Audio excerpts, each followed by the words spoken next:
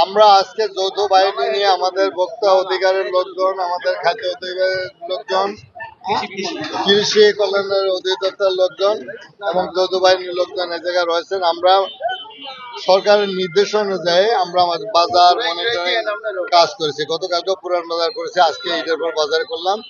অনিয়ম আছে এবং বাজারের যে পরিবেশটা অত্যন্ত দুঃখজনক এবং এটা ভাষা প্রকাশ করা যায় না যে একটা বাজার অবস্থা যদি এই থাকে, অথচ খাজনা নেওয়ায় খাজনা দিয়েও থাকেন।